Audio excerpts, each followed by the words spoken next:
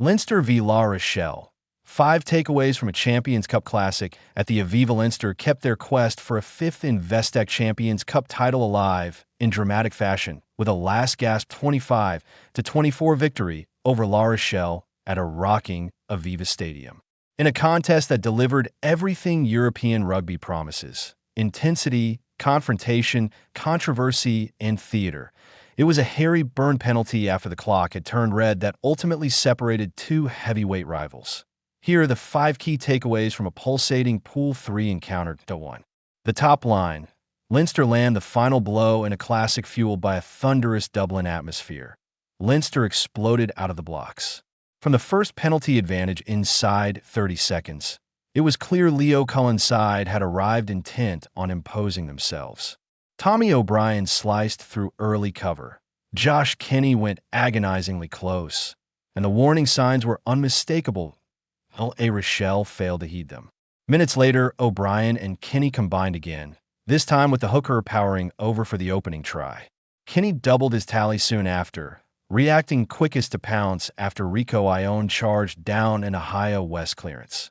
Leinster looked in full control, but the match soon swung on momentum and misfortune. O'Brien's yellow card for a deliberate knock-on and a serious injury to Kieran Frawley disrupted the home rhythm. Dan Sheehan thought he had scored on 17 minutes, only for the try to be chalked off for a knock dash on Rochelle gradually worked their way back in the contest. David Nini Ashvali finished brilliantly in the corner before Nolan Luke Garek landed a superb conversion from the touchline to reduce the deficit to 5 at the break. The visitors then seized control after the interval. A Lou Garek penalty cut the gap to 2 before West crossed for a try that the scrum half converted to give La Rochelle a 17-12 lead. The tension ratcheted up another notch when Josh van der Flier burst through for an unconverted try on 67 minutes, before Robbie Henshaw finished in the same corner moments later to restore Leinster's advantage and secure a crucial 4-try bonus point. Yet the drama was far from over. West struck again, and Lou Garek's conversion edged La Rochelle ahead 24-22. Just when it appeared Leinster's hearts had been broken, a late breakdown infringement handed Harry Byrne the chance to decide the match. He didn't blink. Epic contest. Fitting finale. 2.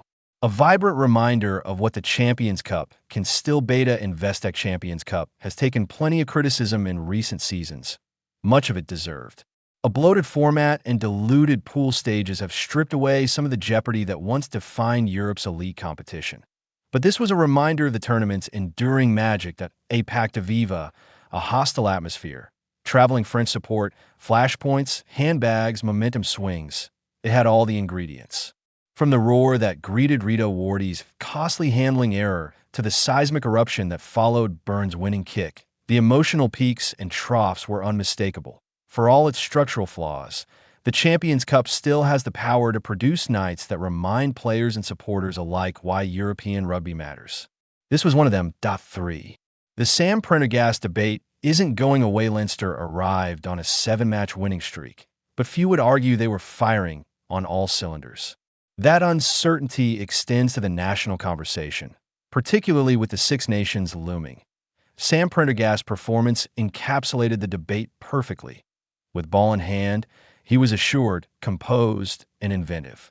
His kick into space that sparked Ione's charge down was outstanding, as was his soft pop pass to put van der Flier through for a crucial try. When Leinster played with tempo, Prendergast looked completely at home.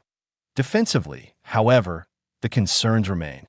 He was exposed more than once, brushed aside by Antoine Hastowy in the build-up to Nini Ashvali's try, beaten by Bosha early in the second half, and caught flat-footed when West leveled late on. There were moments of effort, including a vital ankle tap on Will Skelton, but too many defensive frailties lingered. Jamison Gibson Park also missed tackles under pressure, raising legitimate questions about whether this pairing offers enough defensive security for a Six Nations opener in Paris. The attacking upside is clear, but the risk remains significant. Elsewhere, Andy Farrell will have liked what he saw from Leinster's tireless back row, Robbie Henshaw's involvement, Joe McCarthy's edge, and O'Brien's attacking threat. Dan Sheehan, though, endured another slightly off-color outing. 4. Matthew Carley, cards and control. It's becoming impossible to analyze major matches this season without mentioning refereeing, and Matthew Carley once again found himself central to the narrative at the Aviva. Leinster conceded 10 penalties to 4 in the first half and picked up 2 yellow cards, a continuation of the indiscipline that has plagued their season. Similar patterns appeared the previous week against Connacht, where penalty concessions threatened to derail them before adjustments were made. To T.O. Carley's credit, the second half saw a noticeable improvement in Leinster's discipline, and crucially, he held firm at the end. Lewis Penvern's off-feet infringement was correctly penalized, allowing Byrne the opportunity to win the match. Whatever frustrations Leinster supporters may have harbored earlier were quickly forgotten. In the defining moment, the referee got it right. 5. The impact of the imports. Will Skelton remains Leinster's European kryptonite. The giant Australian once again demonstrated why elite clubs invest heavily in physical freaks capable of bending matches to their will. His presence galvanized La Rochelle and gave them the ballast to absorb Leinster pressure and strike back, but his absence late on was felt. Skelton exited after 68 minutes, and when the contest descended into an arm wrestle, La Rochelle lacked his ballast. The same could be said for Levani Bosha, whose removal robbed the visitors of their defensive menace at the breakdown. By contrast, Leinster's marquee import, Rico Ione, stayed on throughout and produced his most influential performance in blue to date. Still some way short of his absolute peak, his charge-down assist proved decisive in a match decided by a single point. Special mention must also go to La Rochelle's Simili Doniviku for a fearless display, and Leinster loosehead Jerry Kerr, thrown into the biggest test of his young career just minutes into the second half. Both youngsters emerged with significant credit. The final word. This was a bruising, breathless European battle that underlined both Leinster's resilience and their lingering imperfections. For La Rochelle, it was another narrow loss that highlighted their quality and the fine margins that separate glory from heartbreak in this competition. 1 kick. 1 point. One unforgettable night.